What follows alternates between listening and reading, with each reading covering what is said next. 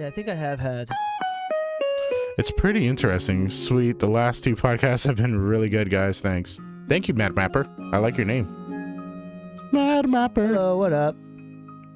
What were the last two that we did, actually? Now I'm curious. One of them was the solo episode I did. Oh, yeah, there you go. And then the last one, I think we did a countdown. I'm trying to remember. Committing. Oh, it was the analog gear. Yeah, committing. Yeah. That was actually a really good one. Today's actually going to be another great one, too. Which is? Compression. Compression. Well, it's going to be... It is going to be about compression. Yeah. Well, one of them... what do you want to do for the other one? Do you want to do... let's do like another... a history of most famous EQ? Ooh. A Pultec. Yeah.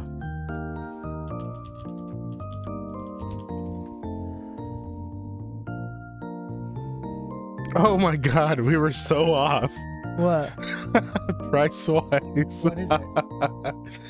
1,950 euros, except excluding shipping and VAT.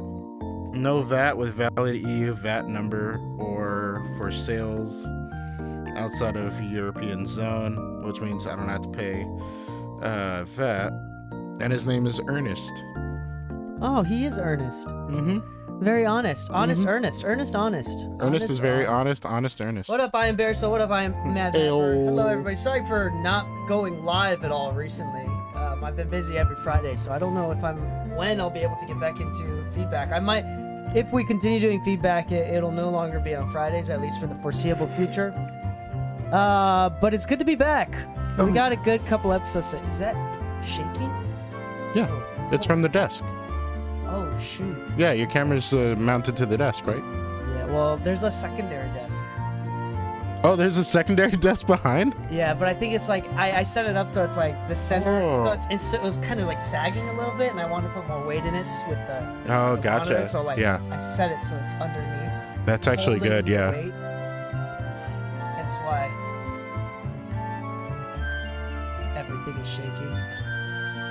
Okay, we got 2 episodes lined up for you today. Let me turn down this Nintendo music. We got 2 episodes lined up for today. The first episode is actually going to be about... the first episode is going to be about 5 types of compression and when to use them.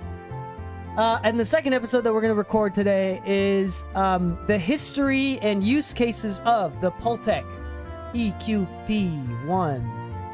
EQP? EQP1. Dash 1A, depending on which one it is. EQP-1-1. Yeah. We're going to talk about that. We're going to read some stuff, and then we kind of get into it. Remember the one that we did about the Fairchild? We said we were testing. Turns out Oh, yeah. the one we did about the Fairchild did really, really well, surprisingly. We thought that would be boring, and I didn't think it'd do that well, but it did really, really well, so we're probably going to do more like that. But the first one's going to be really easy. We're just kind of bullshitting that. So I feel that I took a hiatus from studio mixing. I've been doing live stream mixing. It's a whole different game, but I'm back in the home studio scene. Nice. What up, Ronald Chavez Music? Hello, guys. It's been a while. It has been a while. It's been a while It has been a while. since I let me turn last this seen you. Also, hold on. Wait a second. Ooh. Sorry, guys. I know you guys see me texting. I'm texting our runners because we may have a special guest come in by the studio today. But I'm just waiting on some confirmation. By the way, y'all, if you like Pokemon cards, I do too. That is all. No, I just, funny enough, I haven't been streaming on my end either, but I have been streaming at the same time. I've just been streaming on this platform called Whatnot. Literally, I'll do like a couple masters, then I'll go on Whatnot for a couple hours, and then I'll get back to mastering some songs. So it's the weirdest, like, fun break in between. I just go from mastering engineer to Pokemon cards guys to back to mastering engineer. I think we should keep it in the bottom corner. What do you think? I think so. It's always a clean look when it is. Cool. Let's do that. Yeah. And then I'll put the subscribe on top. You can limit where the box ranges, right? Yeah. I'll just put this up top. That's gonna be gone anyway. Oh, on the recording and stuff. Yeah. Stream you know what? only I'll leave it function. I'll leave it there. Whatever. Hello, everybody. What's the best Pokemon card you found? Of cards that I've pulled, I pulled a Lugia alt art the other day from the Silver Tempest box, which is worth like $200 raw. I pulled a Glaceon alt art the other week that's worth like $140 raw. I pulled 2 Palkia alt arts in one box. Weirdly enough, they're worth like $50 each. But I think the craziest one I have now is I just ordered for a really good deal. Oh, it's looking for me. There we go. I just ordered a Gengar alt art on eBay. I found like a really clean one for a really good deal, so just kind of did that. What does it say? What does it say? DK mixes. with an underline.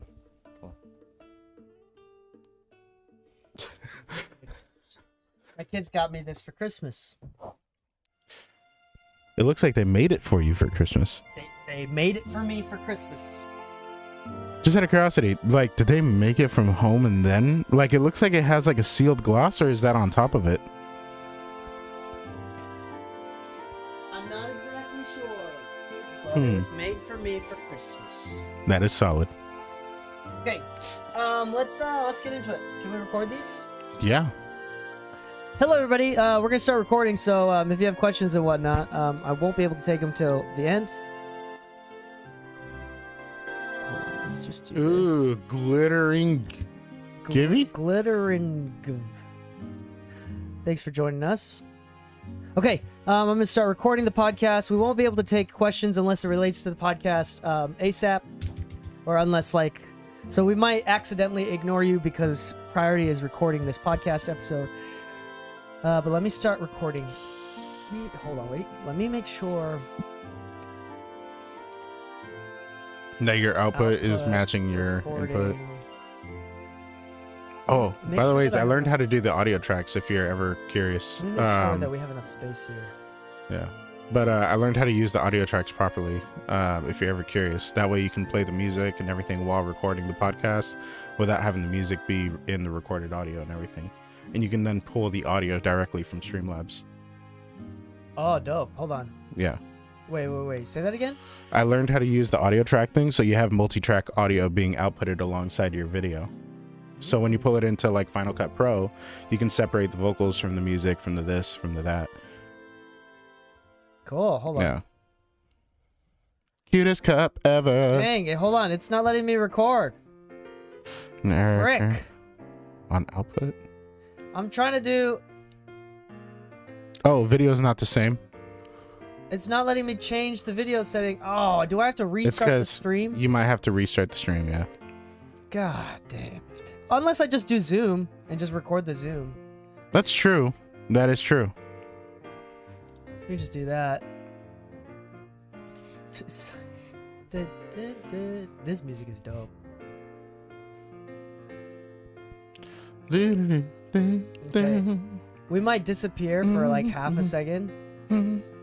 We might disappear for like half a second. Give me one moment. Properties. Oh, we're gone. Oh, sorry. Hold on. Hold on. We're back. We're coming back. 5, 4, 3, 2, 1. Hey. Boom, baby. Yeah, let's just do this. I'll just record with this, Mm-hmm. and then. Oh. Okay, ready? Yep. He just hit me on this push. All right. Here we go. Hello and welcome back to the Mixing Music Podcast. I am your host, DK, and with me, as always, is Long Release Lou. Actually, I do enjoy a long release. I'm not going to lie. Long, slow release. That's a compressor joke because today we're talking about compressors. Wait, that wasn't an innuendo? I Could hope be not. an innuendo. I hope not. But today we're talking about compressors, 5 different types of compressors. A couple things before we get started. Right now we are live streaming. We haven't done this in a while. We've been not live streaming for like the last 6 weeks. So we're back on Twitch and YouTube. We're live streaming right now. So if you haven't checked out our YouTube channel, go ahead and subscribe to DK Mixes, or subscribe follow on Twitch. Again, at DK Mixes, where we do all of our official Mixing Music Podcast stuff. Lou also has a YouTube channel, so you can follow him at Master by Lou on YouTube as well. But today we are going to talk about 5 different types of compressors and when we use them.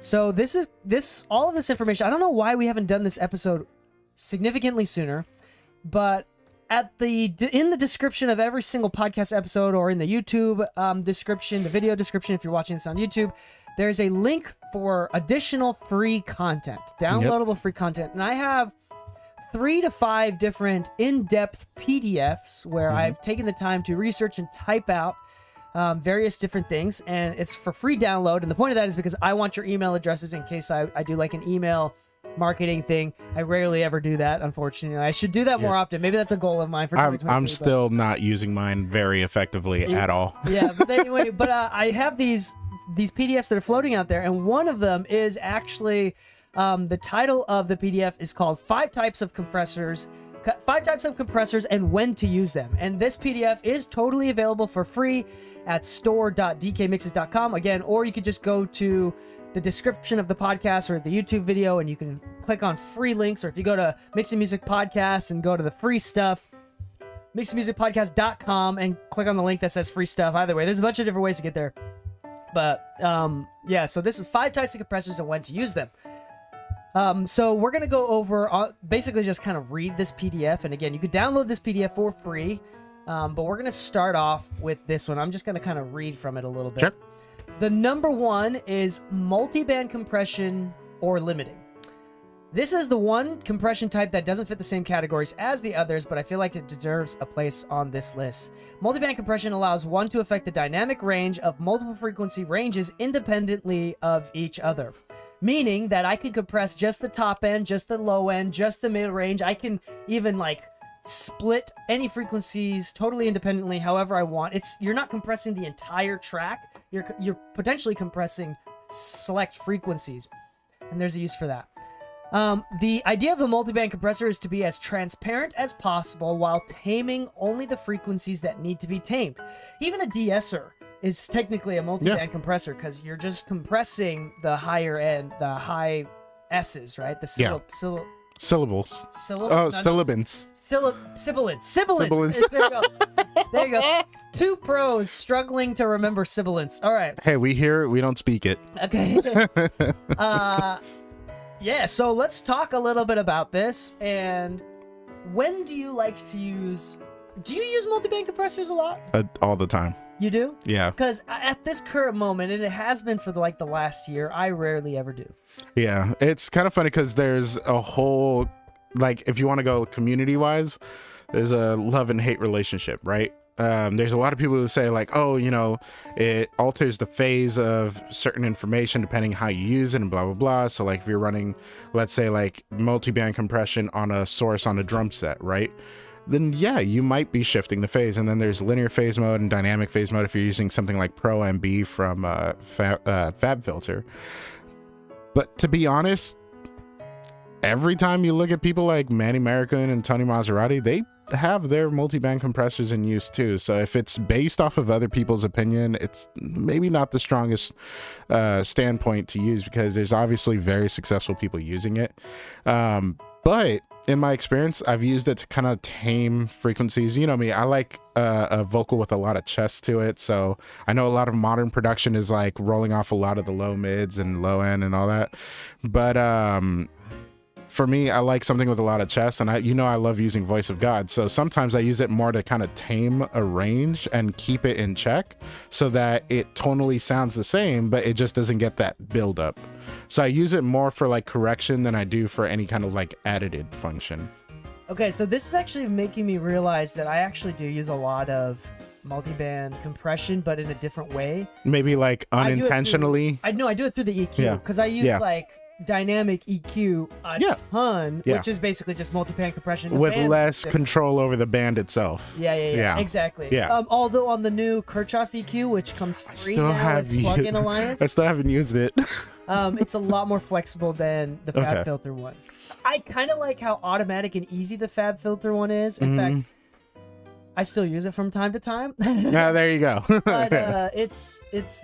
But the multiband compressor or dynamic EQ is basically the same thing. It's just like the way that it's perceived, the workflow, the filters, how you select frequencies is slightly different. But anyway, so in that sense, I use it all the time, especially like in vocals with lots of low mids or whatever. And I want that low mid, but only on some sections. I'll like automate it with some dynamic EQ. Exactly. Like once you get to stacking vocals, you're like, I can't have that much. Yeah. So I do use a lot of multiband compression, just not on an official multiband compression plugin. I just use Dynamic EQ, which is basically multiband. I feel like Dynamic EQ's been around for a while, but I feel like more and more people have gravitated to that than multiband compression nowadays. But because of that, it's still that same notion that a lot of people have this love-hate thing where they're like, well, why not just, shave off a little bit of that frequency, this and that, and just use a compressor to tame things. It's like, well, you're doing the same thing anyways. Like, why split hairs? Like, we're getting the job done.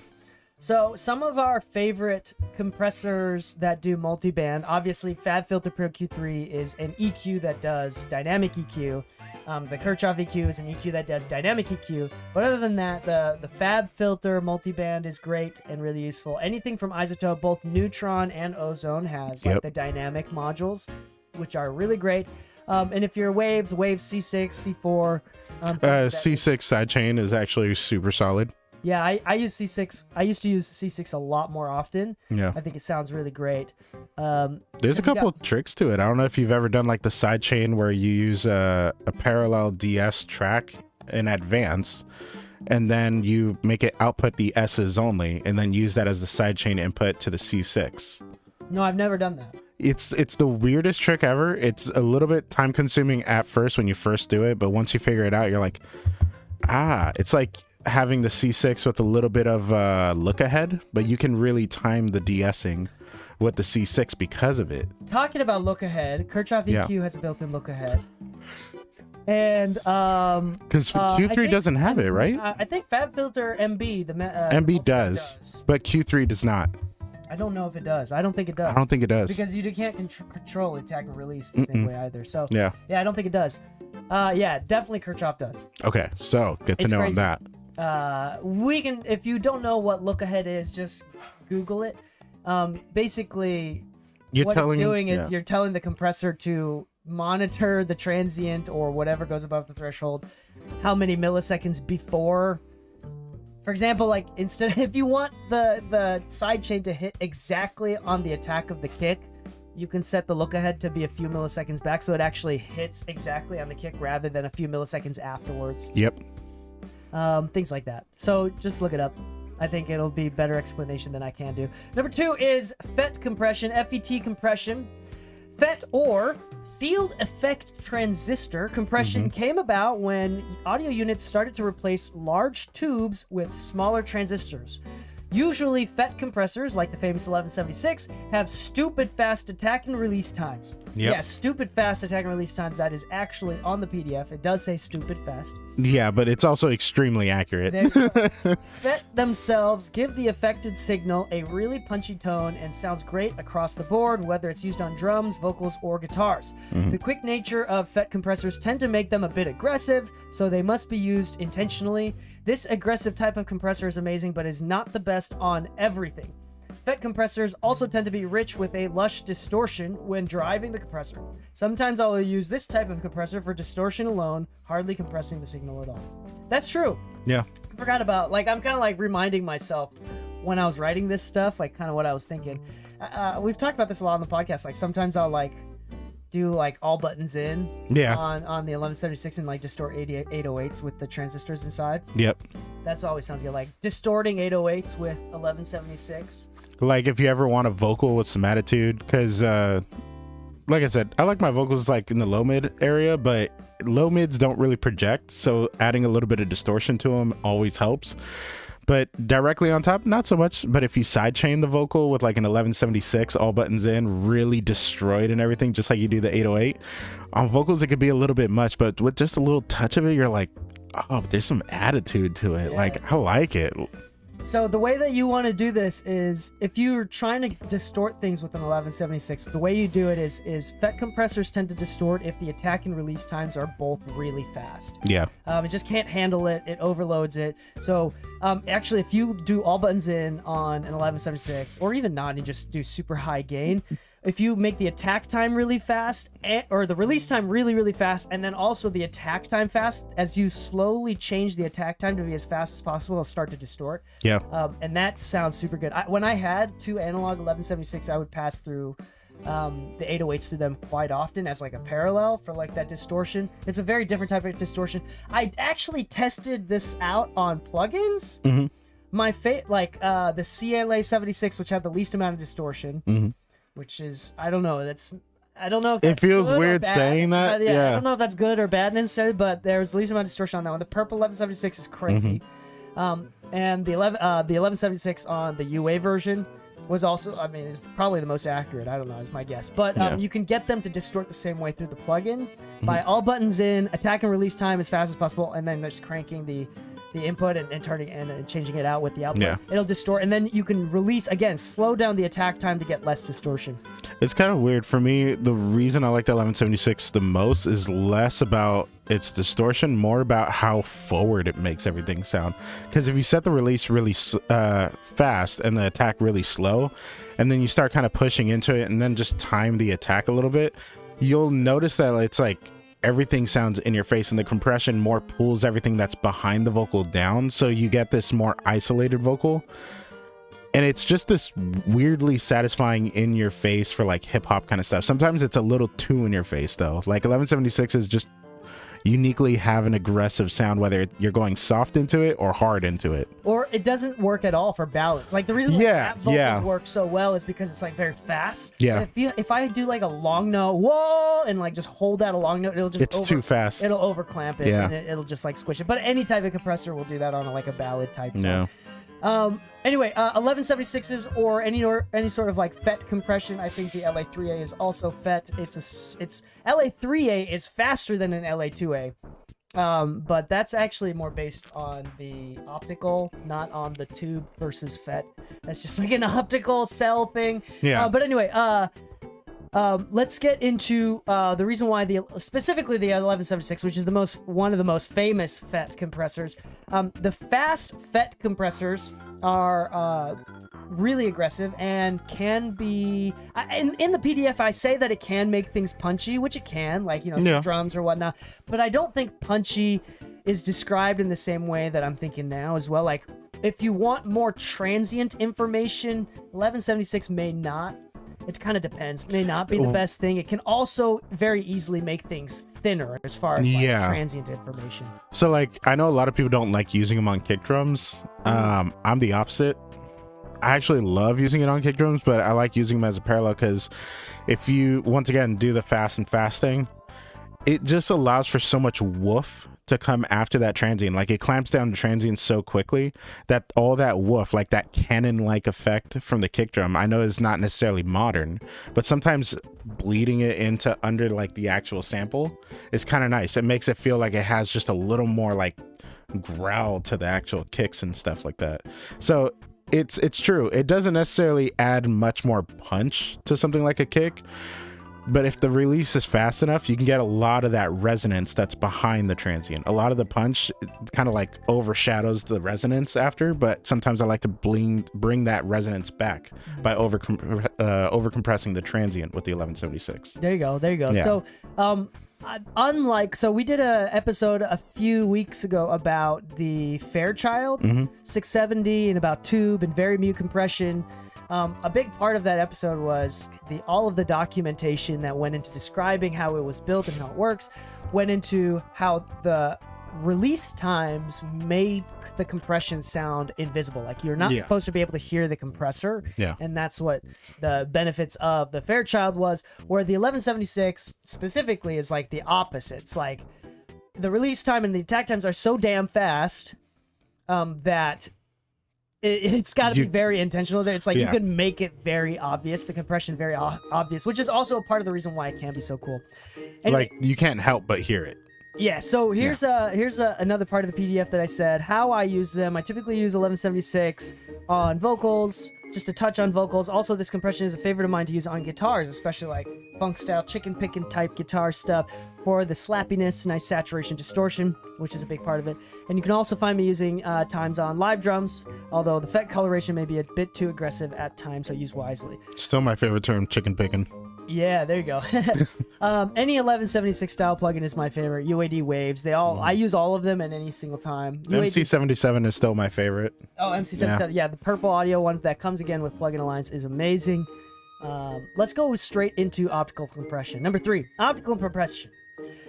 Optical compressors or optocompressors use a light source to control how much gain reduction is applied. The speed of light is extremely fast, but an optocompressor is usually quite slow and smooth. Depending on the level of the signal, an internal light bulb will start to glow lighter with the more signal it receives. Because of this, an optocompressor works off the average signal being received, which is different. So it's not based off like transient, it's average signal. Yep. I love optocompressors because they are smooth, because of their slower nature. They tend to be a lot more natural sounding than other compression types. Because they are slow, they are not very useful at taming sharp or fast transients, but then again, that may be the reason why I choose to use one. If you ever seen peak and RMS as an option in your plugins for like threshold control of peak or RMS in your plugin, think of the optocompressor as that best reacts to an RMS, root mean square signal. The RMS signal is basically the average of the signal coming through and not the peaks. So there's a difference between like true peak, a peak or true peak kind of detection from the threshold versus like RMS, which is like average levels. So which is different, right? Optocompressors can add an element of saturation color as well. For example, the LA2A is a very popular optocompressor that uses tubes. Tubes, just because it has tubes does not mean it's an optocompressor. If it has optical cells, that's what makes it an optocompressor. For example, the LA3A is a FET compressor, but it uses optical cells. So it's technically actually... it's a FET compressor and an opto compressor, depending on how you look at it. The LA2A style compression is like the main two compressors that I have in my desk. We'll talk about that a little bit later. But anyway, so just because it has tubes doesn't mean it's opto. I want to be very clear about that. I made that mistake in the past. These tubes add a nice harmonic saturation depending on the plugin, the model of the unit. Yes, each type of UAD LA2A has different attack and release times, and each one adds a little bit different harmonics. So, UAD, Universal Audio, has like a dozen different types of LA2As based on the iteration and the generation and whatever. And they all sound different. I want to be very clear. So the biggest difference is not every opto cell is the same attack and release time. Even when I have two of the same LA2A clones, from the same company, both of the opto cells have different attack and release times. Like it's like special calibration techniques that need to be done. They have to be synced before you buy them separately. Like you can't just buy. Maybe LA2As will be a little bit more calibrated, but you can't just buy two opto units and have them be exactly in sync. It's something where literally in the manufacturing process, they have to test it out before they install it, and then they have to test it out after they install it because other components can also affect its timing. For instance, if you're ever wondering what we mean by like their release time and their attack time is very unique, think about a tube television. Like the way it looks on the TV when you turn it on and turn it off is exactly how it almost reacts on a compressor. You might see a very fast release at first. The needle pulls back, but if you notice, it never actually pulls all the way back to zero. It actually very slowly comes back to zero once it's slowing down. But it's just like a tube TV. You turn it off, you see the shut off, but then you see the bulb really cooling down over a second. And that's how opto compression works. It's actually a dual stage and a single stage. It has the fast release, then into the slow release. So there you go. So, and oftentimes these opto compressors, as far as I'm sure that there's examples that, no, there's definitely compressors out there where you can actually change the attack and release times a little bit, but at least the OG, like the LA2A type, it's a set attack and release. Maybe it's just that one compressor. I'm going crazy. Anyway, what are some ways that you like to use opto compressors? A lot of times it's like vocal masters or like lead vocals, something that's a little more huggy for like R&B vocal or like pop ballad kind of stuff. Huggies, like something that hugs is like the diapers, Huggies. Yeah. Because 1176 definitely does not hug. No, anything. It doesn't. And it's part of that like dual stage thing that I was talking about. Like you get that heavy compression at first if you go into it heavy, but you notice that it kind of holds it down for a second. You know, and that's what I kind of like about it. So if you use it on something like bass, like you get a little more sustain out of the bass because it's still holding that compression. You still have the makeup gain up a little bit, but when they really pluck it, it's slow enough to let that pluck really come through on like a low note. that wouldn't come through on a FET compressor because it's so damn slow on the attack. But because it actually holds the compression a little bit longer too, because typically on optos you can't change the attack and release outside of changing the gain reduction. The more you change the gain reduction, the more it changes the attack and release. But once you find the setting that you like, that's it. Like, you move a little less and you've changed the attack and release. You move a little up, same thing. You know, it's one of those, like, it's got to be the sweet spot. It's got to be the sweet spot. So for lead and bass, I like it a lot. I also agree where I'm using a lot of opto compression for even things like drums.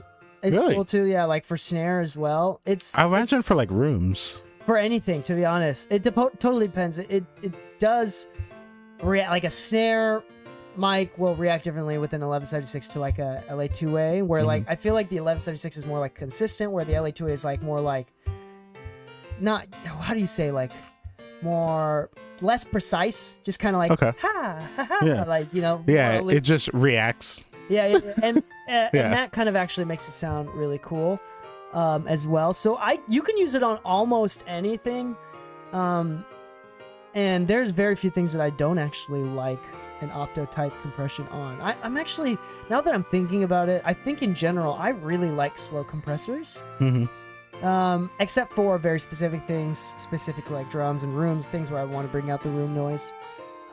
But I can, depending on the vibe, I will often use I will use opto compression on almost anything, Okay. depending on the vibe. Like, I think there's very few things that opto compression just doesn't work.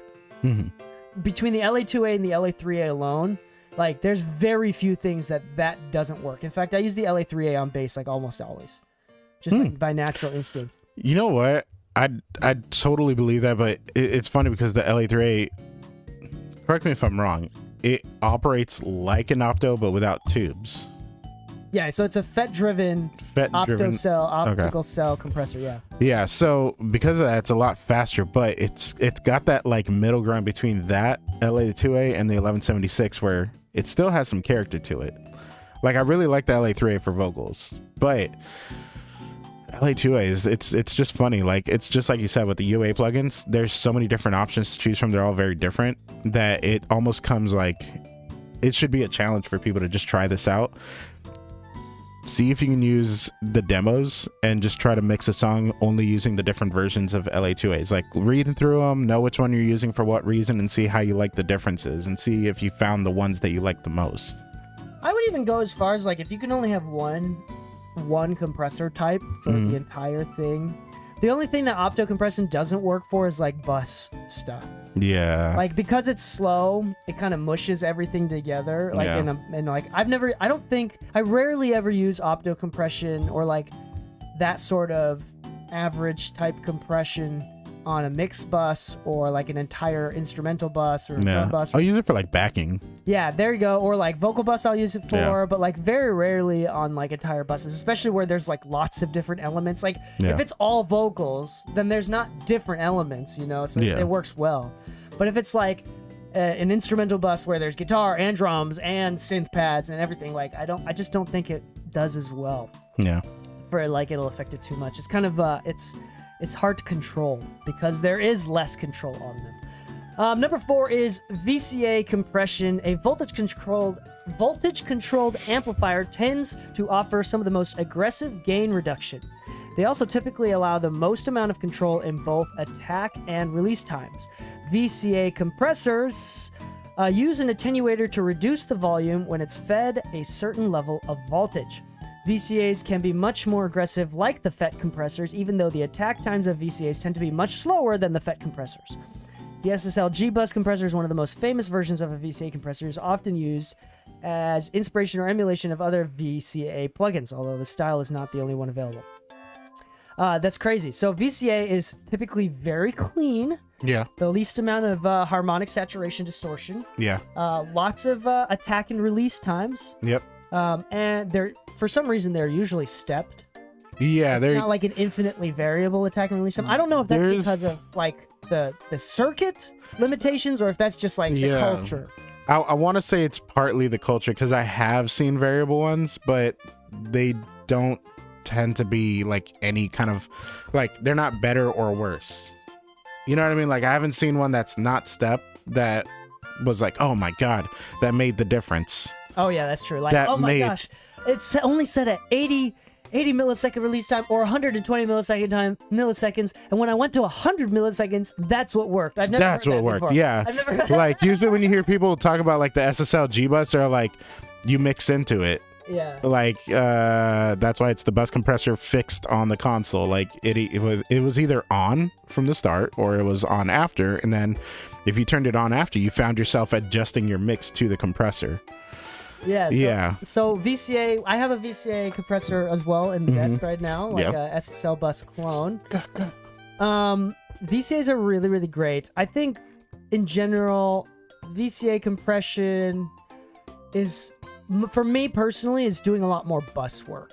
Yeah. Because it's slow enough where it doesn't super clamp down. Like, I don't think I would ever use an 1176 on any sort of bus work as well. No. I'd probably use an Opto before I use an 1176 FET type compression on any sort of bus. But my first reaction to like top-down mixing or like bus mixing is VCA compression. A lot more control. It's still fast enough that the release times can get fast enough where it returns the signal quickly enough they don't notice. But you can also make it return the signal really slowly. Because of the influence of the SSL G-Bus there, a lot of these VCA compressors have an automatic release time, which is actually really useful as well. And they're the cleanest, in my opinion. So it's 30 milliseconds attack time is like a really great place to be. Between 30 and 10 milliseconds attack time is a really great place to be for buses. You can even go faster. I usually like 30 because it just doesn't clamp down so much on the low end. But once you get to 10, you get into that tighter mixing where, I notice the more I get sent mixes from people that like I've been kind of watching their progress, the more I notice that they're trying to go for that whole flat line across the board, not trying to have 2 more decibels in the low end when you look at a spectrum analyzer. And that works, but then like when you do in like the 30 millisecond attack time, you just get that extra love in the low end. Like everybody wants a little more low end out of their mix, right? At 10, sometimes it feels like it could be a little bit tight on it, but it does get you to that point where you could technically shoot for a louder mix at that point if you're mixing into a 10. But if you're mixing into a 30, you can have something more like almost like an EDM style track where you got that pump and low end where it's allowing it to breathe a little more before compression. Yeah. My favorite our recommended plugins for any sort of VCA type compression is obviously any sort of SSL emulation or my favorite SSL emulation is actually, it's not really SSL emulation, it's its own thing, but it uses a lot of the same ideologies as the SSL one is Vertigo VSC2. Yeah. It's in Plugin Alliance. It's amazing. Also, UAD has it as well, but it's cheaper in Plugin Alliance. And a lot more cost effective because you don't need a satellite or an Apollo to run it. There you go. I really like that one, but there's a lot out there, including the free one from Acoustica Audio, which is a great company. Actually, that one is good. That one is good. Cool. Yeah. Lou and I, we like the API 2500, which is a VCA type compressor. Neve 33609. It's a really awesome one, actually. That's one of my favorites for like super character. That one specifically has a lot of character. And even the Shadow Hills mastering compressors, again, available on UAD or Plugin Alliance, has the discrete section, and that's what the VCA is. Yeah. The cool thing about the API one is the fact that you can switch between feed forward and feedback design, which basically allows you to shape how the compression is actually working depending on the parameters upon entering the signal versus in reaction to the signal.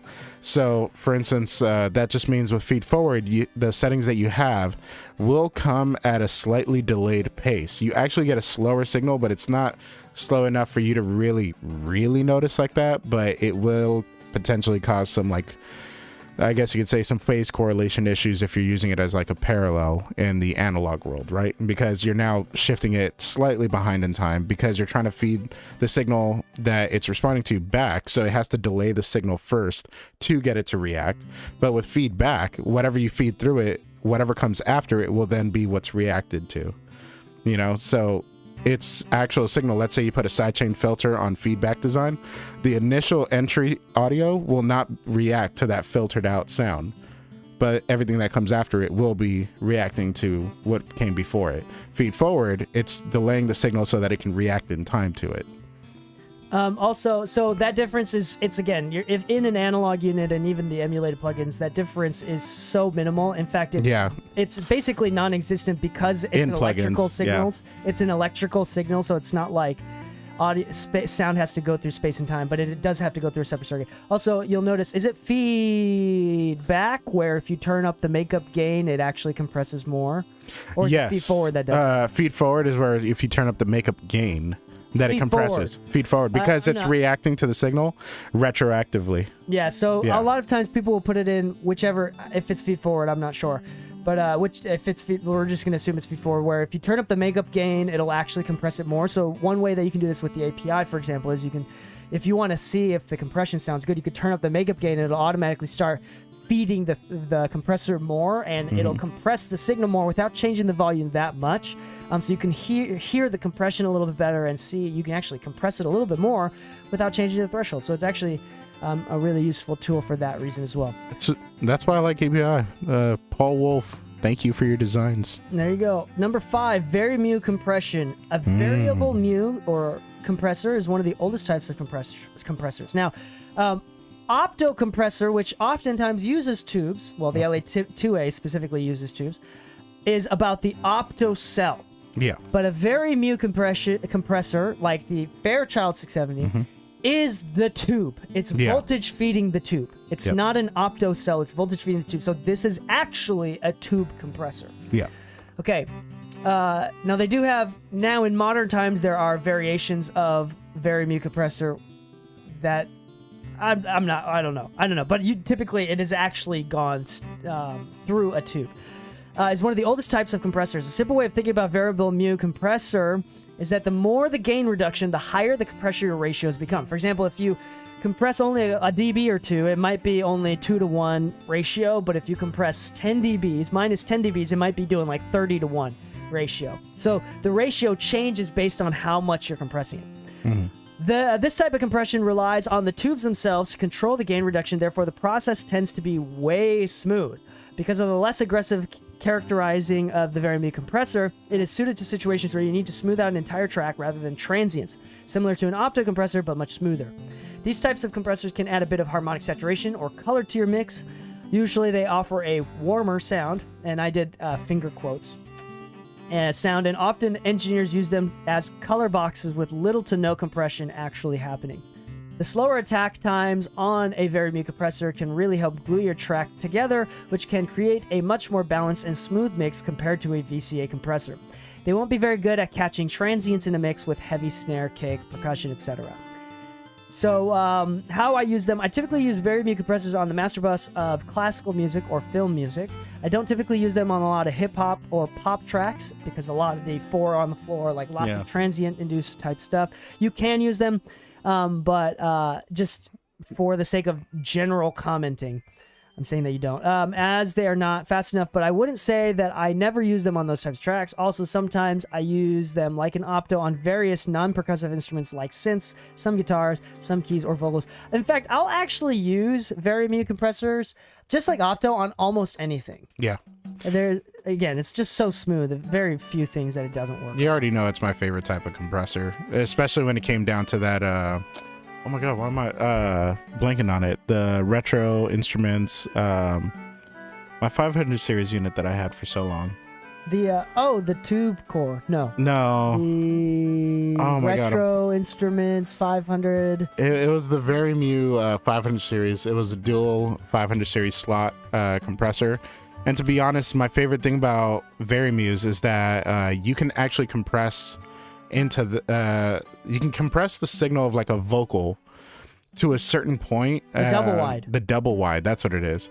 Like you can get vocals into it and really push into it without too much like audible compression artifacts, but the tone you get from it is something special. It's deep, it's round, The best way I can describe the compression is you are going into the tubes, which tubes naturally impart a level of compression because it's saturating the signal. Now, it does some type of like analog clipping, as according to other people who probably know better than I do. But overall, when you can describe it tonally, it's almost like once you push too far into it, you kind of know it, but it takes a while to get there. You know, you really have to yell into it to get it to pump that hard. Yeah. Yeah. You can get really aggressive with both opto and any type of slow compression. You can just usually Very Mu will often be a lot less clean as far as like harmonic saturation. But as far as like amplitude control, meaning like volume control, you can typically push opto and Very Mu or like slower type compressors in general a lot more gain reduction and have the dynamic part of it, the amplitude control part of it, feel a lot smoother. Yeah, I remember I squared off a vocal once and I couldn't hear the squaring of it.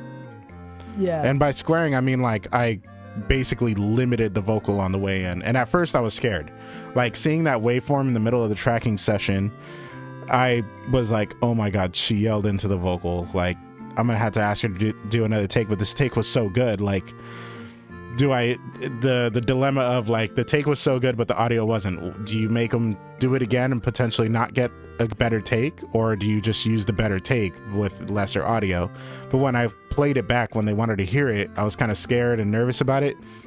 It was still very, very musical. It was at no point did they even notice the compressor squared her off. And it was just this moment of satisfaction of just like, holy shit, I love this thing. Yeah. Holy shit. There you go. So is the CL1B, is that opto or it's opto? Okay, it's opto. Yeah. Okay, so it has twos, but it's opto. All right. Anyway, that's kind of our list. Before we get into the final thoughts, there's actually a last page of the PDF that I want to read out. I want to talk about our sponsors. This episode is brought to you by the Mixing Music Podcast. If you haven't noticed, since a couple weeks ago, we've already started releasing a new segment of the Mixing Music Podcast called Home Studio Heroes, where our interns, Machi and Nautic, are hosting that. It's basically the Mixing Music Podcast, but for beginners at a home studio pace so far. Home studio pace, beginner pace. Honestly, I believe it's a great addition to the main flagship content that Lou and I make. So you can go check that out. It's part of the new podcast. That's going to be coming out every Monday from now on. Nautic and Machi do a great job. So that's going to be free from now on for all of you. I think Braden and I were talking about how we're going to be releasing an archived, older exclusive episode once a week now, every Thursday for free. But if you want to check out and stay up to date with every single new exclusive episode of the Mixing Music Podcast, go to mixingmusicpodcast.com/exclusive. We have a bunch of subscribers there. Braden releases new content every single Wednesday and Thursday. 90% of the time, I'm there with him. And what we do is we break down interviews with famous Grammy-winning engineers or influencers within the audio mixing world, mastering engineers, producers, songwriters as well. And we break down what they did and explain to you in ways that you can actually take home and try yourself. Highly recommend it. People that usually sign on stay signed on for a reason. It's a really, really awesome thing. So the exclusive episodes are $4 a month or $40 a year. mixingmusicpodcast.com/exclusive. And there's going to be one archived episode coming out from now on every Thursday morning for free for y'all, just to convince y'all to get on the exclusive train. It's really, really great. So that's it. We have a bunch of other sponsors that are coming up for 2023, but we will keep those secrets on the hush-hush for now as we need to finalize those. The final thoughts for this episode, I want to say on this PDF, it says this. I think most new engineers and producers will not be able to hear compressors very much at first, but that's okay. Just remember that you should never compress anything just because someone told you to. They are tools that change the sound in a way that is not always, quote-unquote, better.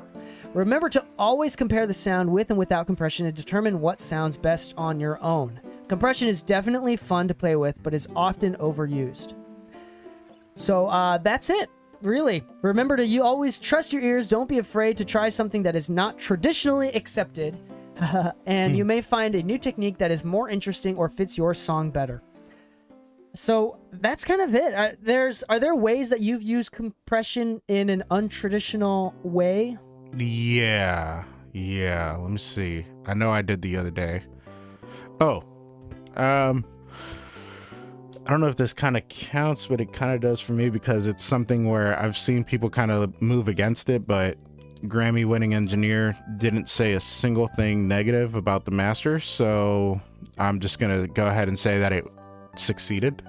There's a lot of people who do like parallel masters where they'll actually do like an overcompressed version of the master track and then they'll blend that into the master track. I decided to do a filter with Pro Q3 before it and then use the compression in a very extreme mode, but to a point where it was pumping.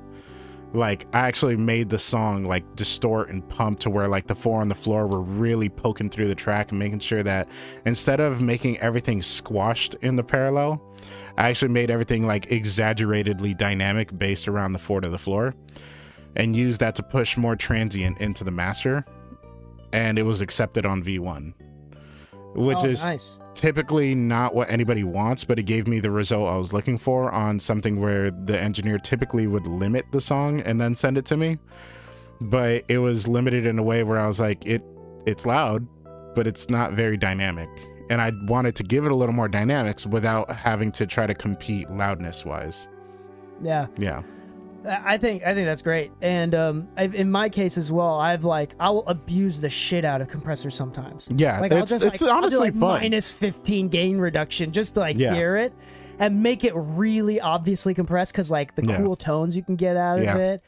Oh man, those that's always fun to do. I love experimenting with that sort of stuff. Anyway, just do everything on purpose. Be careful with compression. Compressions are an extremely practical tool. To get mixes and masters louder. More so mixing, I will say, to get mixes louder. And if you use compression very skillfully throughout the mix, you will be able to make the master louder. Oh yeah. While using less compression. So just use it skillfully, use it with love, and just listen. Honestly, it's pretty obvious when something sounds bad.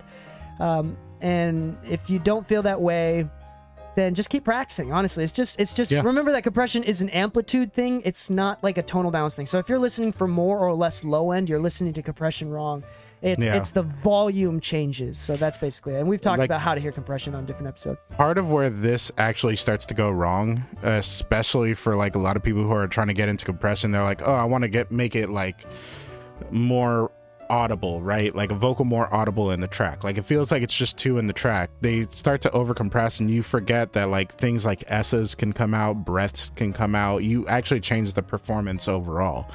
Somebody who wasn't very breathy in the past can now become very breathy in the track because of overcompression. And so things you want to make sure that you're kind of keeping in mind is compression isn't necessarily all about, trying to like control the dynamics, but sometimes it's about limiting the dynamic range because you want something that's under to come up. Not necessarily that you want to bring the peaks down, but you're trying to bring something that's below. And if that's the case, parallel compression can be your friend. If you're trying to bring subtleties up, parallel compression or automation can be your friend more than just general compression. So aside from learning how compression sounds, learn how the different ways that a compressor can be utilized outside of just basic compression can benefit your mix. Perfect. Yeah. I think that's a great way to sum it up. I want to do a quick shout out for people on the Twitch stream right now. Linhart97 asks, if I want to train my ears for compression, is there a way to do that? And then this is actually a response that I agree with. Big Vit on Twitch said, to train, I push the compressor really hard and squash it and then bring back the threshold to hear the difference. So like if you hyper compress something, then you can hear the compressor more. So feel free when you're learning to use a compressor to compress a lot and get a lot of gain reduction and then mess with the attack and release times, and you should be able to, the more it's compressed, the more exaggerated it is, the more likely that you can pick up the minor differences. And then in the beginning stages, if you can't really hear compression, I would try to figure out if you like that compression style, if it's working by compressing a lot and then backing it off until you can't hear it anymore, and then that's the level that you set it at. So there was a weird test in the past that honestly I don't fully agree with, just based on like how it works, but this is something worth trying out. You take a vocal that you really like, compress it, leave the original vocal as a duplicate, then flip the phase and see what the difference was. And that way you can actually hear it separate what the actual like tonal difference was, like where it's harmonically distorting the most. But Hofa makes a plugin called I think it's like the ear quiz or ear test. I forget what it's called, but it's a free software from Hofa that actually makes you choose what you believe the compression type was. Was it a VCA? Was it FET? Was it was it a Varimu? Like basically it's ear training based on what your assumption to a source audio is. That's cool. Yeah, like ear training back when I was in college was sitting in my lab, and then you would actually be tested on frequency ranges. They would ask you like, okay, here's a song. We did a 1 decibel boost at a certain frequency, and then give you 5 different frequencies to choose from, and you'd have to say which one actually got it. And then the next level of test was we either boosted or cut a certain frequency. You have to tell us which one we did, which is cool because let's say that you took out a little bit of low mids, they might think that there was an upper mid push, but like ear training frequency wise and listening for dynamic differences on a static level would probably be where I start first versus on a dynamic level, because dynamic levels are a little bit harder to test on. But Hofa once again makes a free plugin. If you download their plugin manager, the blind test. So you just use 2 different plugins and then you can blind test between the 2? It'll actually do the whole thing internally. Oh really? I didn't know. That's cool. It's really good ear training. Cool. Yeah. Well, on that note, I think that's kind of it. There's a lot more that we can get into, but honestly, that's the most important stuff, and we want to be able to break up this content into other episodes, so we'll probably come back to this episode more in future episodes. But if you like this podcast, if you like to support what we're doing, please leave a 5-star review on Spotify, Google, Amazon, wherever you're listening to the podcast. Even leave just a couple nice words. Every time someone leaves like a review with some typing with some words in, it boosts our podcast in the algorithm for these platforms, which is doing great. Yep. And we really, really appreciate the free way that you can help support the channel. If you're listening on YouTube, please subscribe. If you're listening on Twitch, please follow, subscribe, etc. And follow us on social media if you'd like to, and ask us questions there. On that note, happy mixing, my friends, and stay saucy.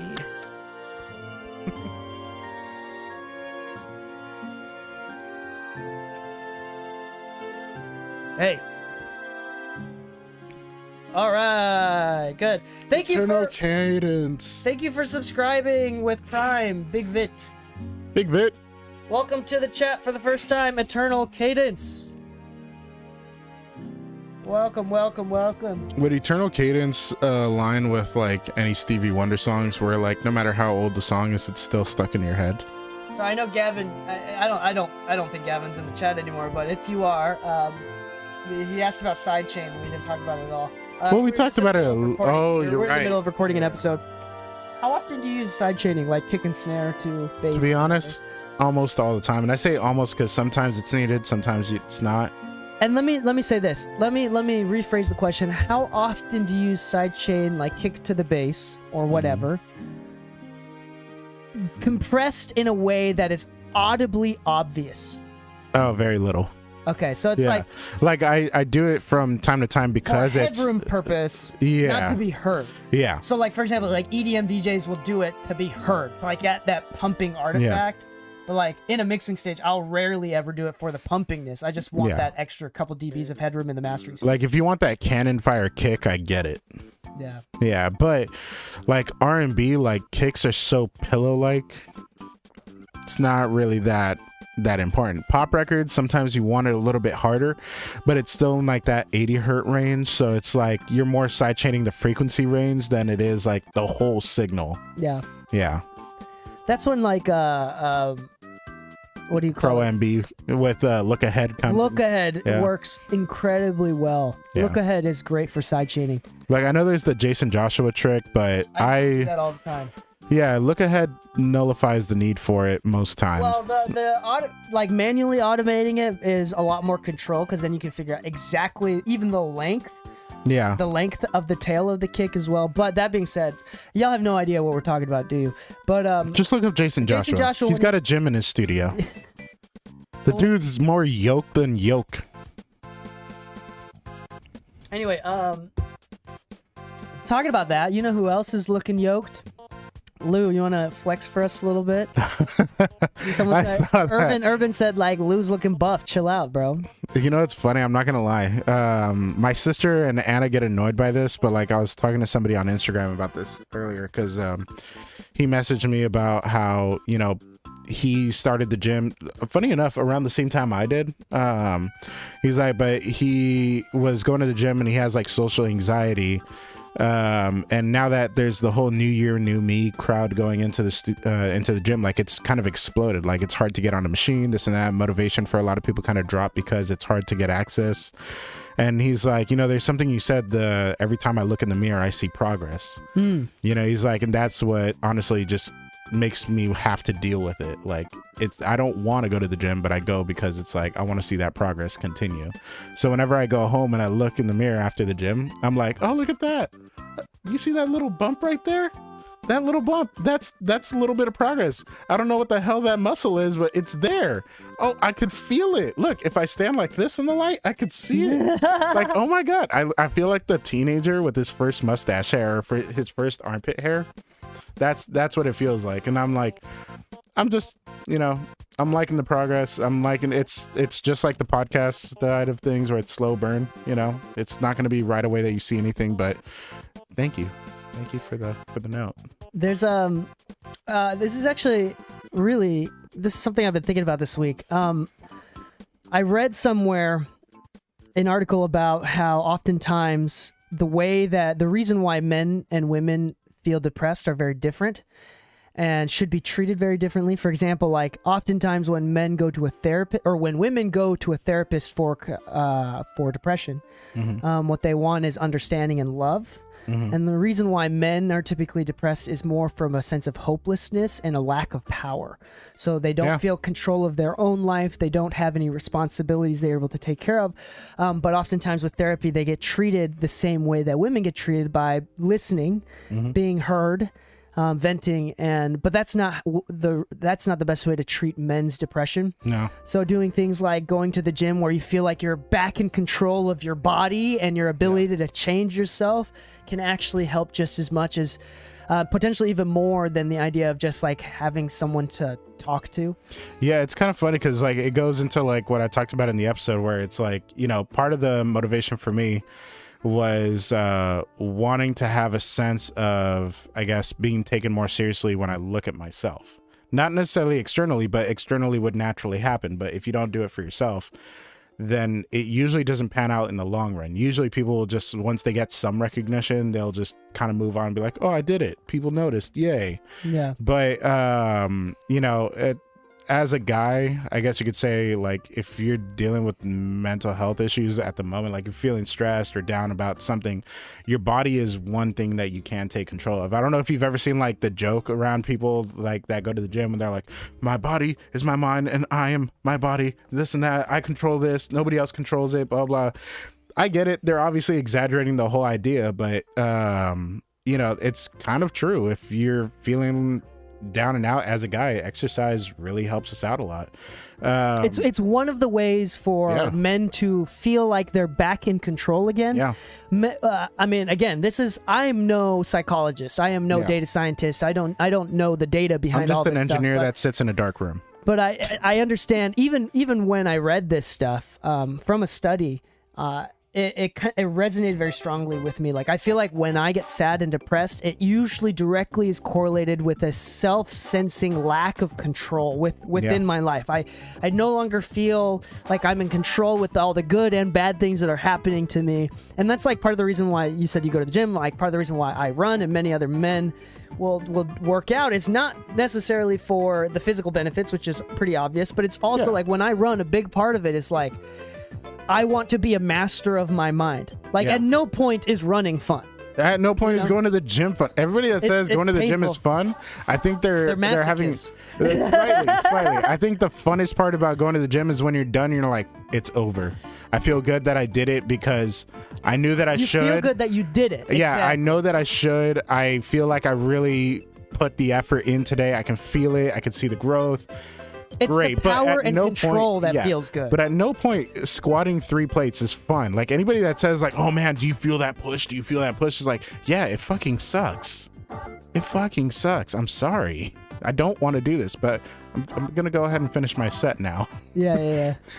Wow, I thought after every episode y'all really go off and don't talk about anything anymore. It's really better to come live. Yeah, we're supposed to record another episode.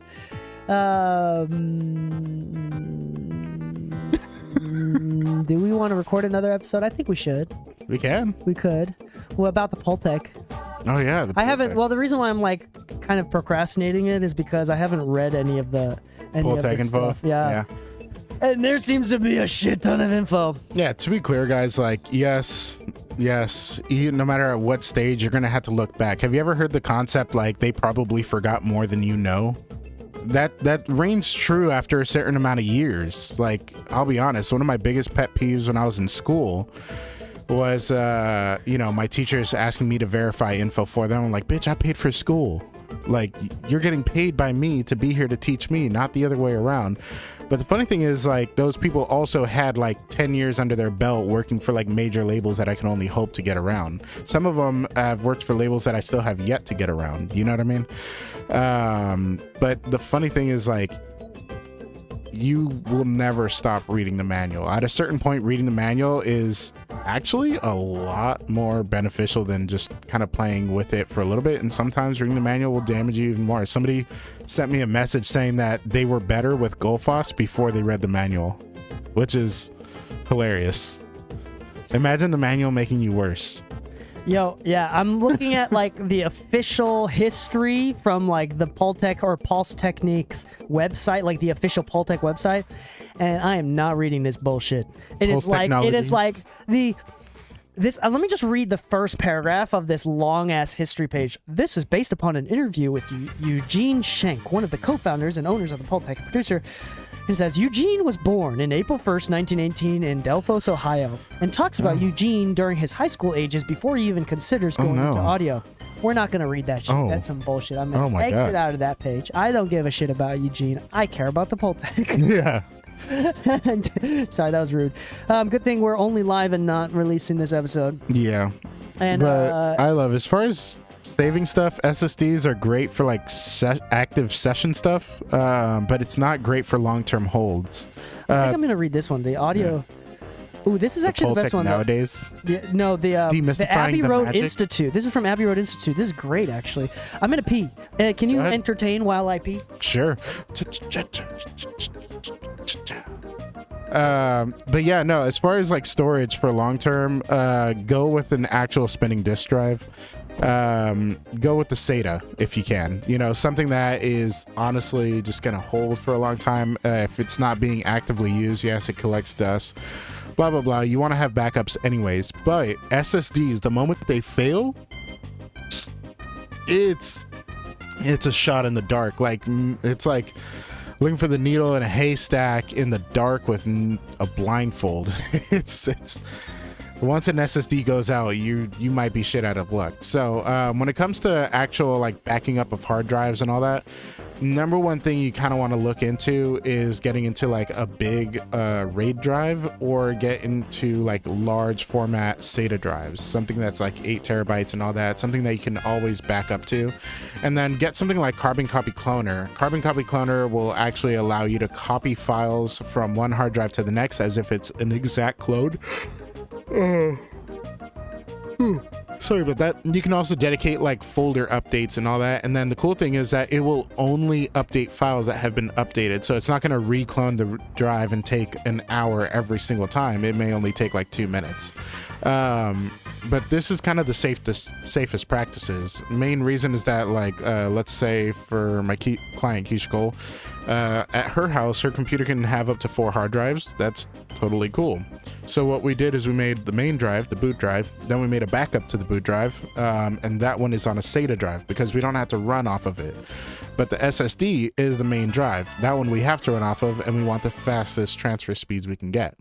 Same thing for the session drive. The session drive is a 500 gig SSD drive, but for the backup drive, we use a SATA drive that's about 2 gigs, and then everything gets backed up to that one. And then let's say that I delete a file, we just don't have to back that up. That's the cool thing. You can do folder specific backups. But if, say, that you made a mistake and something got accidentally deleted in the transfer, and you have, I think it's like the safety net, I forget what it's called, but there's an option where you can click for a safety net, and then that safety net can retrieve those deleted files. So it's a really good software. It's absolutely free. You can buy it, and it supports the company. In fact, I highly suggest buying it. I bought it just to support the company because I've been using it for years and never bought it. And then I decided, you know what, this is fucked up. I'm gonna buy it. It's only $50 for life, you know. But Carbon Copy Cloner in combination with your boot drive and your session drive will be all you really need. And then DK, by any chance, do you have that dock, the hard drive dock, the dual dock thing? Yeah. Are you using it? Oh, that's right. You said you wanted to use it. If I could. That was like months ago. Huh? Yeah. Oh, it's not in the studio. I haven't checked for it because I thought you had it. I don't think I do. It's probably in storage. Okay, I'll check. I can check as well. Yeah, because if it was here, I was going to show it to the stream. But basically, there's like these docks you can buy on Amazon. They're like $30 to $100 usually, depending on the quality. But some of them, you can actually just buy a hard drive, pop it in, and then click copy, and whatever hard drive is in the primary slot will automatically clone onto the secondary spot.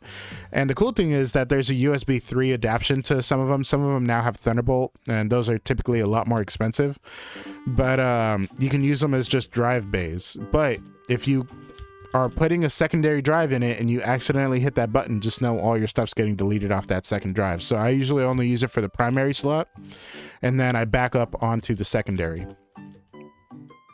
Yeah. All right, let's get into this next episode. Let's do it. Test. Okay, sweet. Let's start recording the video, audio. Let me get my water.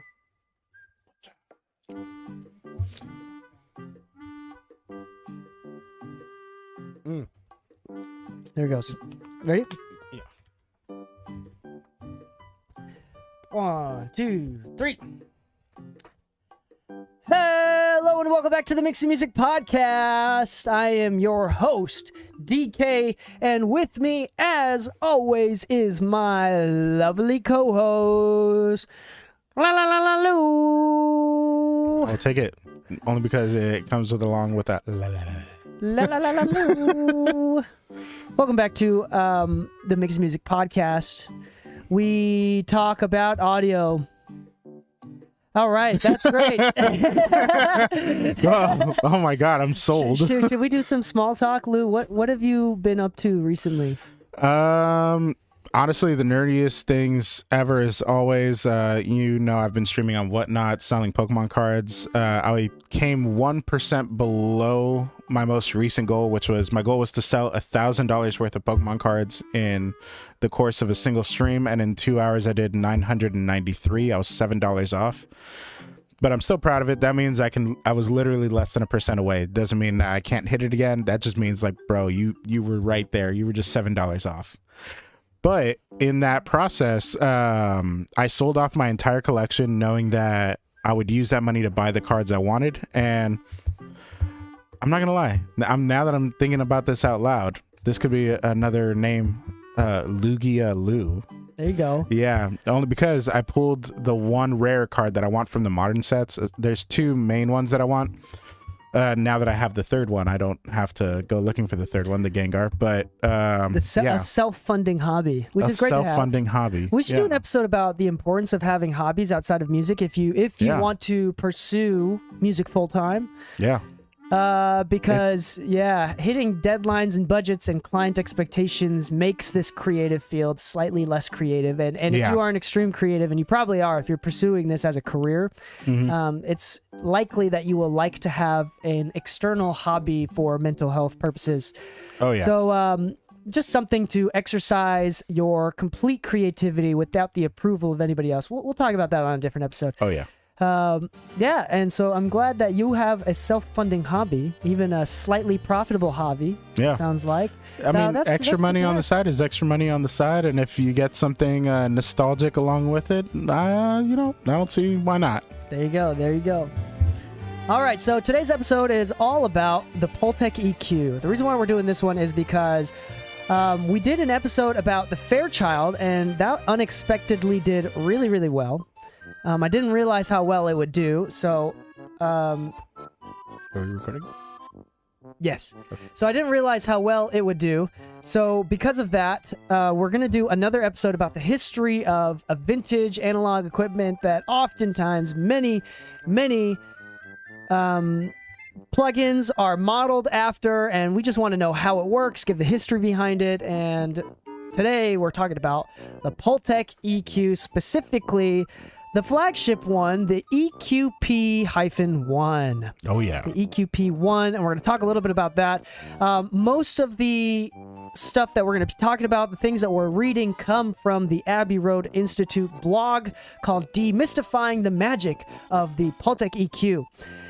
We were reading through this one before we went live to see if this had the correct info or relevant info or even intriguing info that we all wanted to hear. And I think this is the best. So if you want and more in-depth beyond what we're talking about, we're skipping over a lot of the paragraphs here in this blog, but we're going to base it off of this. So before we get started, Lou, 1 out of 10, 10 being the most ever, 1 being very little, how much do you love the Pultec EQ? For me, it's a 7.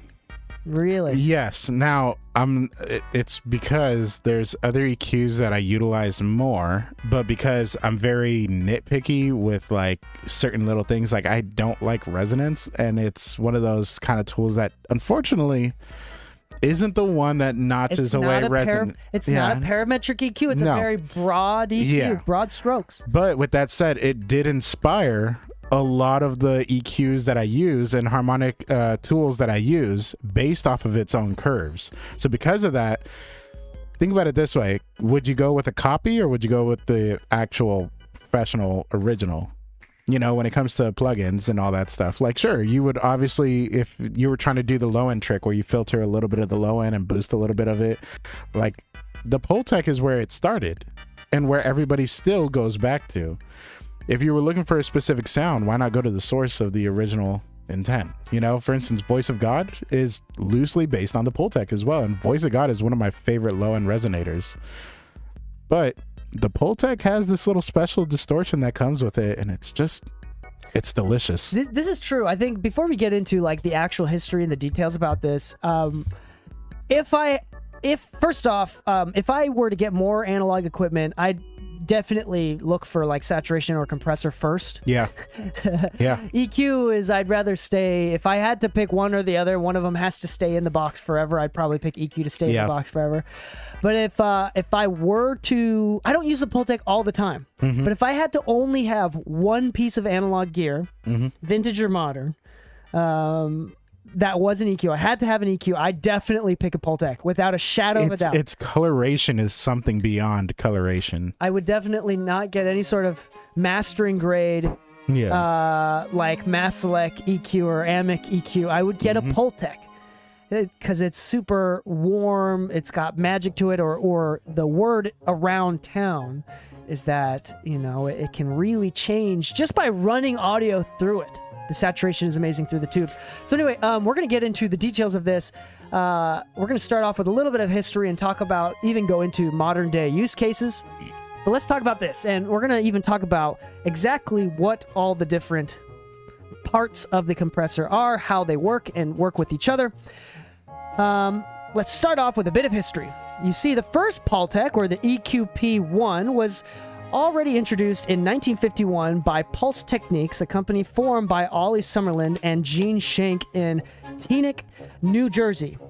Summerlin and Schenck hand-built their first units, and through many iterations, the basic design remained through the late 70s and early 80s. The build quality and design of the Pultec products was unparalleled, and each and every Pultec was handmade to order. That's incredible. In the meantime, the Pultec EQP-1A was very well received, probably due to the fact that it was the first passive program equalizer on the market. They were in high demand by radio stations, where they were installed to add that final touch to the balance of good program material and to greatly improve the quality of program material previously recorded on equipment on inferior quality. So actually, this is a great point. This is the reason why every single like car speaker, headphone will boost bass and boost top end and like will scoop the mids, is because humans will naturally, instinctively, especially like consumers, will think that that just sounds like more pleasant. Yeah. We won't get into the science behind it, but that's a real thing. So like people on the radio would like dead set like leave with the gain boosted on the low end and the top end just a touch to kind of give it that sparkle, that shine, you know? It's actually kind of the reason why sometimes I'll send out a master where I'm like, okay, boost the top, boost it a little lows, and then they come back, they're like, oh, it sounds too bright and bassy in my car. Then I leave it back to kind of the mid-rangey mix that they had, and I'm like, cool. I mean, think about it. Like, even in when you were cutting vinyl, yeah, if you added too much bass in the mastering yep. phase or during the mixing phase, the needle would cut out. It wouldn't be able to. Yeah. The vinyl is technically inferior technology and could not handle low end. Yeah. In fact, the monoing of the bass comes from the inferiority of vinyl lathing. So I want to be clear: you should never mono your bass. That only existed. That culture only existed because of vinyl records and them being technically inferior. There's no reason to mono your bass at all in real life. You should check in mono. You should definitely check in mono, because when you go to clubs and everything, bass is in mono. Phase reasons. But that being said, you don't have to. It's not like this thing that you have to do. But rarely ever is the bass actually out of phase due to the width of it. So depending on the effects and stuff. Yeah, depending. You know, but like if it becomes overzealous, then it's a thing. But usually not a problem. Yeah, usually not a problem. But anyway, I thought that was interesting that this blog actually said recorded on equipment. So anyway, vinyl records didn't have that much bass to begin with. There was a lot of mid-range and top end. And then on top of that, back in the day, like 70s or earlier, or even in the 80s, a lot of these like playback devices like NS10s that were so popular, they didn't have that much low end to begin with. So it was like two phases of no low end. Yeah. It's just like the recording process had no low end, and then the playback systems typically had no low end, unless you had a very high-end playback system, which most people did not have. So that's why, like boosting the low end or the top end just a little bit will make it sound smoother, balance it out. Anyway, interesting is mostly used for radio. But what exactly does this Pultec equalizer do that makes it so special? We can hear it asking. Let's dive into that. Just to be clear, the EQP-1A can be heard on literally thousands of recordings made over the past 60 years. Okay, this is a segment called The Overall Design. The Pultec EQP-1 is a full passive 3U, meaning the size, it takes up 3 rack units, 3U all valve or all tube equalizer, and therefore needs an additional amplifier circuit. This is needed to restore the signal level that is reduced when an audio signal is fed into the unit, making the EQP-1A a no-loss passive equalizer. This means that the signal level remains the same regardless of whether EQ is switched in or out, which is very useful when comparing a flat signal to an equalized one. That's cool. That's what that means. I didn't really understand what passive meant. But more than that, it means the unit first drops the level and then boosts it again by using a valve design which ultimately adds harmonic distortion that in most cases adds depth to the sound. That's interesting. So going through the tubes and using the EQ through the tubes is literally lowering the volume. And that's why it's got saturation to it, because it's actually amplifying it with another set of tubes. I did not know that. And I did not know what passive equalizer technically meant. I think I had an idea, but this is being explained like this is even really insightful for me. The low frequency section of the EQP-1A is a shelving EQ, providing 4 selectable frequency bands at 20, 30, 60, and hundreds. Now, like Warm Audio and other clones and various other companies have added additional frequencies, but we're talking about the original Pultec one, Pulse whatever it is, pulse, whatever. The low frequency. Okay, so one more time. The low frequency is a shelf. 20, 30, 60, and 100. These frequencies can be boosted to a maximum of 13.5 dBs and attenuated or cut by 17.5 dBs. I did not know those exact numbers. Yeah.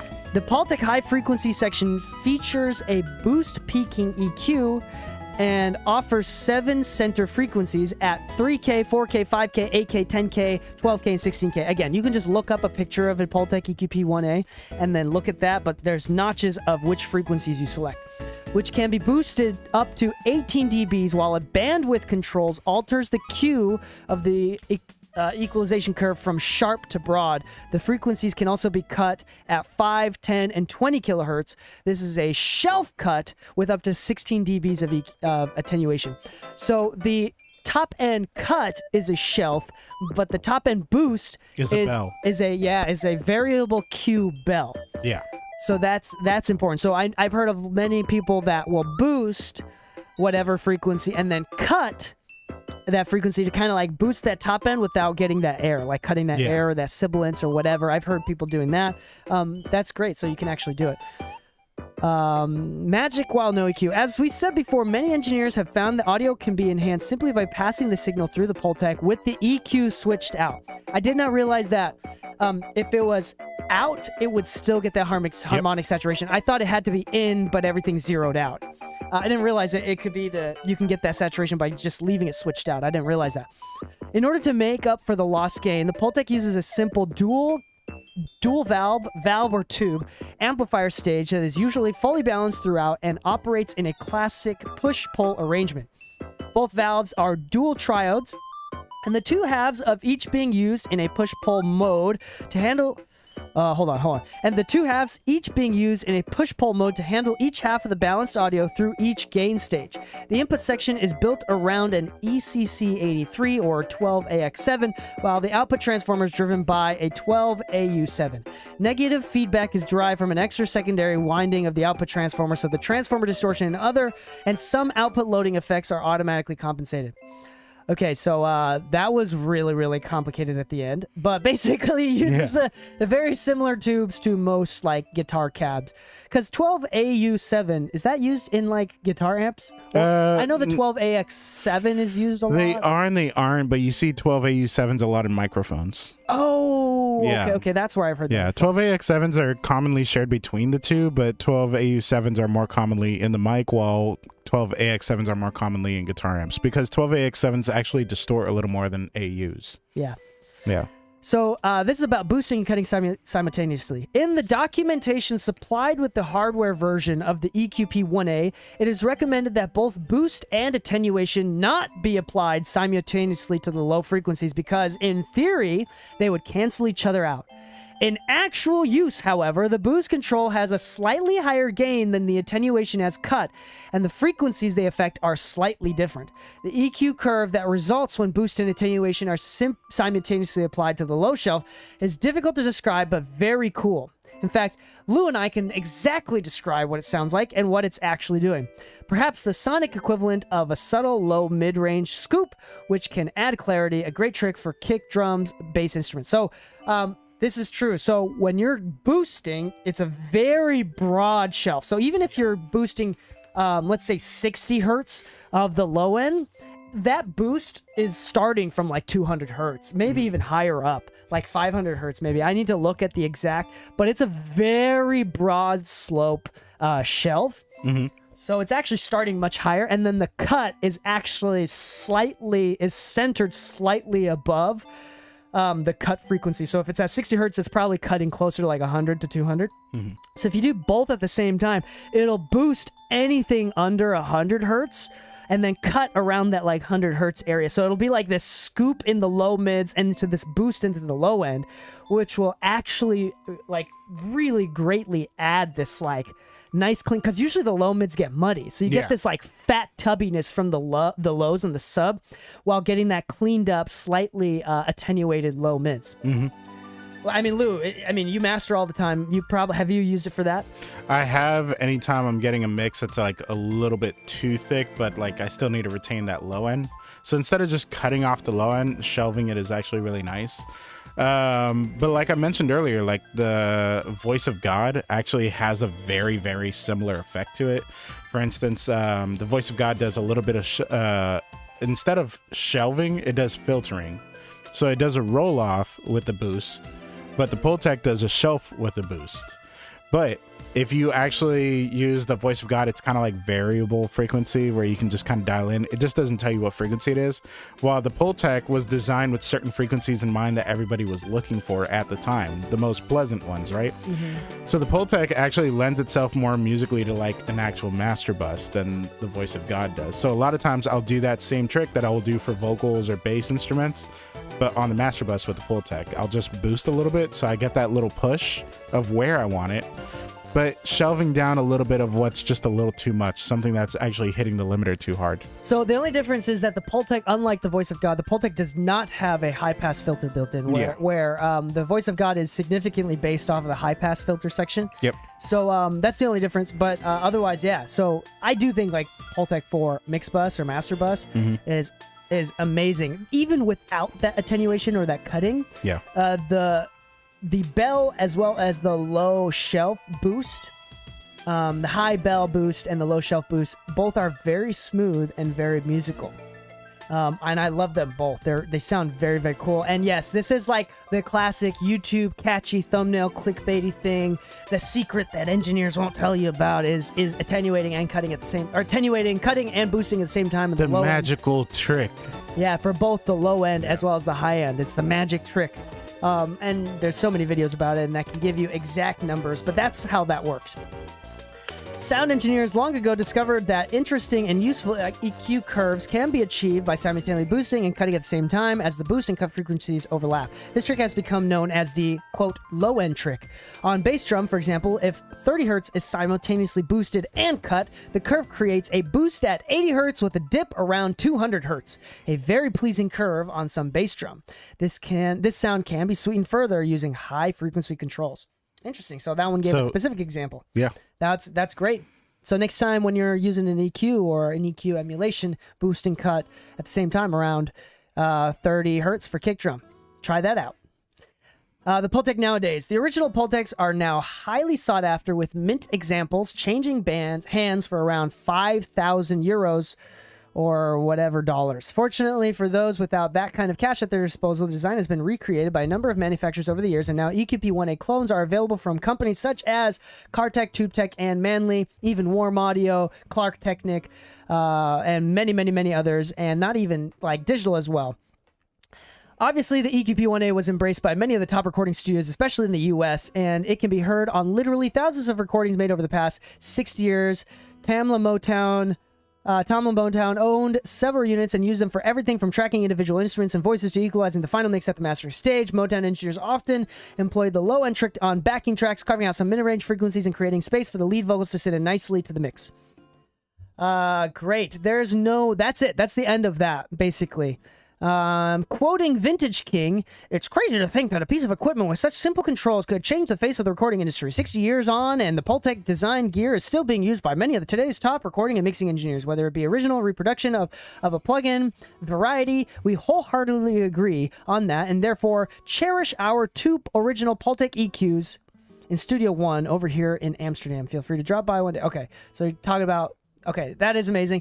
Again, if I had to have an analog EQ, I'd definitely get a Pultec first before I get some sort of like parametric EQ or something that is technically more expensive or better or whatever. I'd start off with a Pultec. It's just like a natural, beautiful, saturating EQ. If there was an EQ I would want in the analog domain, putting quotes up on that, outside of the Pultec, it might be like the Weiss EQ, which is supposed to be like the most linear and clean EQ in the analog world. Digitally I'd still controlled. Get a Pultec before that. No, exactly, because you're going to spend the same amount of money, and it's like, well, if I wanted a clean EQ, I'm just saying, like, there's a lot of mastering engineers and mixing engineers that went completely in the box because they're looking to stay clean. So what makes this one digitally controlled analog clean one any better than a really, really nice high-end digital one?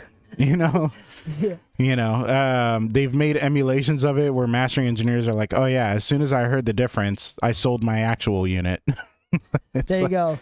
So Pultec also has like the MEQ5, which is The mid-range band. mid-range. Like there's also like Pultec now has like mastering versions with so like the boost and attenuation are stepped. Yep. So you can have recall and can count exactly how many dBs was boosted or cut.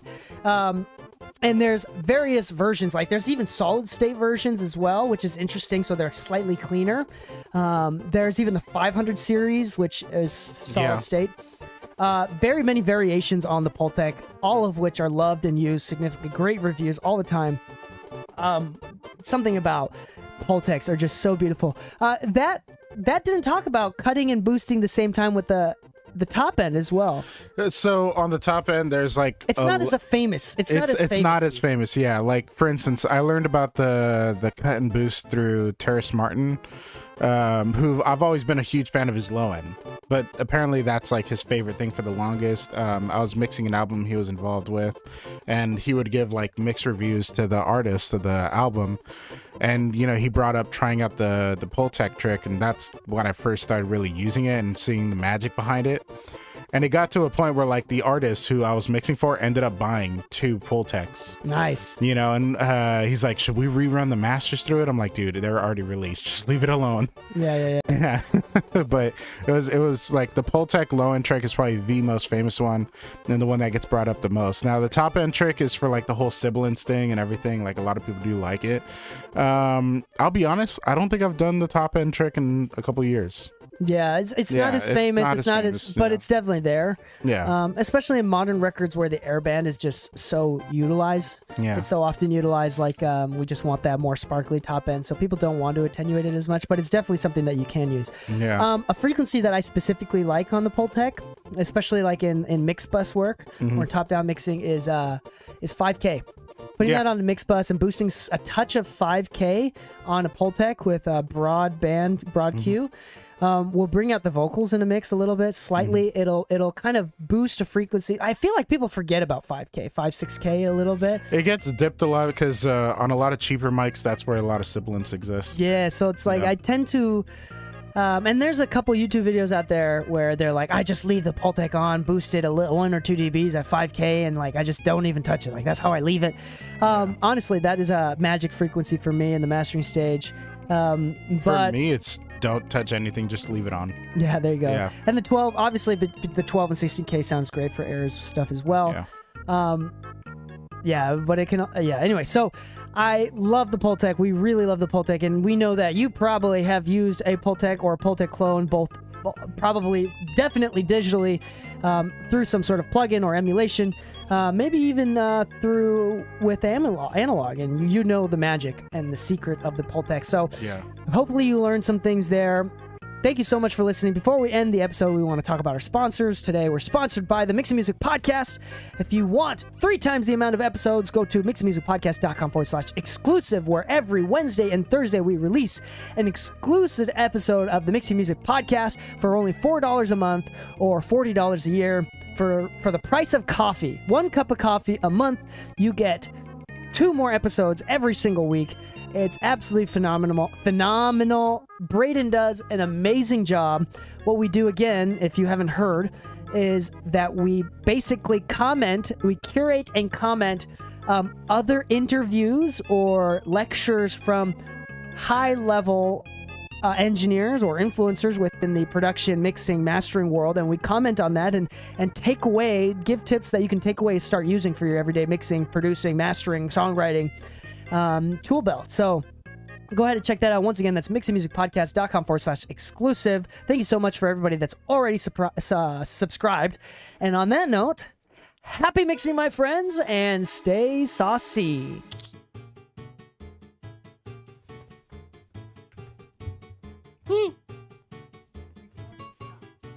Oh, There you go. wait, have you been in my office lately? Lately? Yeah. I don't know about lately. You know the Leaning Tower of Pisa?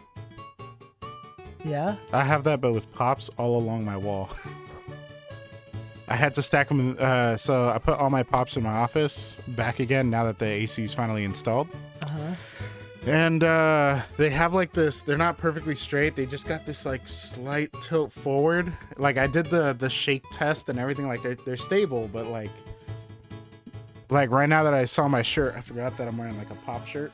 Have you been to the pop shop on like Sunset? No, I Hollywood haven't. Boulevard? I've been wanting Is it to on go. Sunset or Hollywood Boulevard? I think it's a Hollywood on, Boulevard. I think it's on Hollywood. Yeah, I haven't. I've been wanting to go because supposedly they also like make your own custom pop there. You pay $100. Oh yeah. They'll make it. And I wanted to make one of 2 different things. You're gonna like the first one, me and Anna. Second one was us two, the podcast, because it kind of looks like our icons already. If you think about got it. Literally just no mouth and eyes. Does it do like a couple on a single stand? You can do a couple on Or would you only do, like- individually and have it boxed and everything. Got it. Okay. But I think that's actually really cool in the idea of like, there's the couple that I keep at home, and then there's a Mixing Music podcast that I just keep on my speakers. There you go. That's a good idea Yeah. actually. We would just look lifeless and cursed. Anyway, thanks so much for listening. It's been a while since we've gone live. DK, do you still make keyboards, and are they Pro Tools exclusive? I make keyboards, and yes, I still do. Not as often recently. The last one I made something was like October or September-ish. But I use my keyboards, my custom-built keyboards, like every day. They're my favorite. I switch them out. Mm-hmm. I helped someone else buy one this last week. Nice. Kind of Dude, figured it out and buy I one. saw the Pokemon ones. Oh, the Oh my keycaps. God. Yeah, and now in the Pokemon card discords that I'm in, like everybody's talking about them without me bringing them up, and they're the same ones you sent me, and I was like, oh, these are gonna sell out. I have to buy them. Did you buy it? Well, Wait, are they available now? I don't know. I have no idea. Oh. I texted you back. I was like, yo, help me buy them. I'll give you cash. Oh yeah, now. you would know how to buy them as much as I would. Okay. Yeah, I've never bought novelty keycaps, and not from that company either. Why is it that my wife and I both use that icon for me? No, go back to my messages. Oh, huh? For you guys that don't see it, that's DK's mustache face. Mustache face, creepy mustache face. And then the funny thing that I'm showing is there's the glutes and the 3 musty queers. And they're just our gym buddies' butts. Anyway, In fact, one is Matt, one is Henry. thanks so much for listening. Hold on, let me. Have a happy Monday, y'all. Have a great week. Oh yeah. More content this year. More exclusive stuff. First time on the live from, is that